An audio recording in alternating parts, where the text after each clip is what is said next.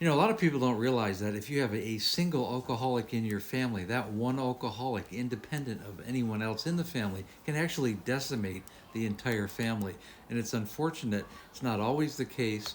Every situation isn't the same. Sometimes the family actually is the problem. If you have a husband and wife, siblings, grandparents, cousins, and everybody kind of drinks or is supporting drinking in that family, it's part of family culture, that's a different issue. I'm talking about if you have someone, one independently drinking in a family that doesn't normally drink, they've somehow developed this issue uh, amongst themselves or from past history, that one person can decimate the new nuclear family, that one family unit, whether it's a husband and wife and there's two or three kids or one kid or 10 kids. That one person can have an adverse effect on every member of that family. So let's delve into this a little deeper. You know, every situation is never the same, but in general speaking, if you have one alcoholic in the family, they decimate the family in a number of different ways. Unfortunately, they become the point for everyone else in the family. So they become paranoid. They always have to look out for that person. They have to pick up the pieces of that person, and usually they have to, and quite often, support that person financially. They become the conversations. Everything kind of revolves around that person, and it can just wreak havoc and stress and anxiety for other family members, independent of what the alcoholic is going through themselves. But how it affects everyone around them is really a study in just the development of the disease itself and the escalation that that the alcoholic goes through. It can go from 2 or 3 glasses a night to cases and bottles, maybe a few short years later. And a lot of family members don't know how to react to that, how to prevent that, or how to get in, how to get in the way of that. It's very difficult because there will be gaslighting. The alcoholic will tend to put it on everybody else. I'm not the one with the problem.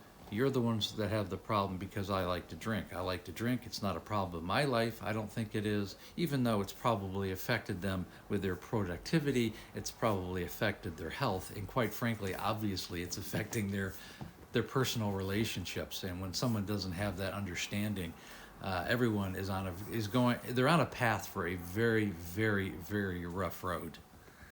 So, in reality, what can happen is that one person in your family can actually fracture the entire family, because there may be some family members that want to show more empathy, more of a softer side, where other ones may want tough love.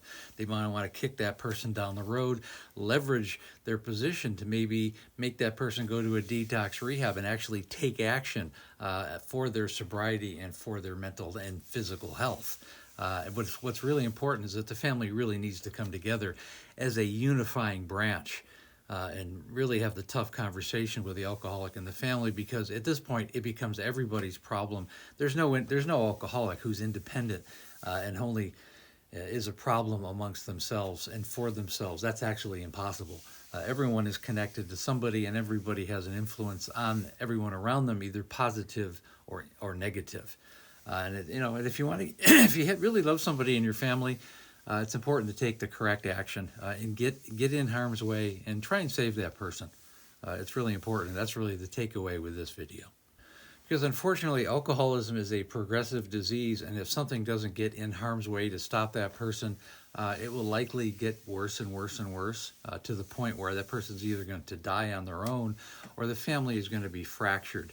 And everyone is going to be traumatized essentially for the rest of their life in some way, or certainly going to play a role in how they, go down their own roads as family members. So it will affect everybody. And what's important is how everyone in the family reacts to the problem. They either can be part of the solution, or they may become part of the problem. And it's important to make those choices and be cognizant and be aware of your role as a family member. And I hope that helps. And again, if this scenario resonates with you, or similar scenarios that I've done on other videos, click on the link above if you need help with yourself or a family member. It's really important to get help. And I've helped thousands of not only alcoholics, but I've also helped their families. So click on the link above in my link tree, schedule a breakthrough call. See if I can help one-on-one. I want to hear your story, and then I'll go over my coaching program. If you're a good fit, we can move forward. If not, at least I can do is give you a blueprint of where to go and what to do. And again, please like, share, and comment. And again, we have a Facebook group called Amanda, A Cautionary Tale of Alcoholism. It's become a very good support group, and we've helped, we talk about alcoholism in the family and alcoholic issues. And we're just really here to help people. So again, thanks for listening.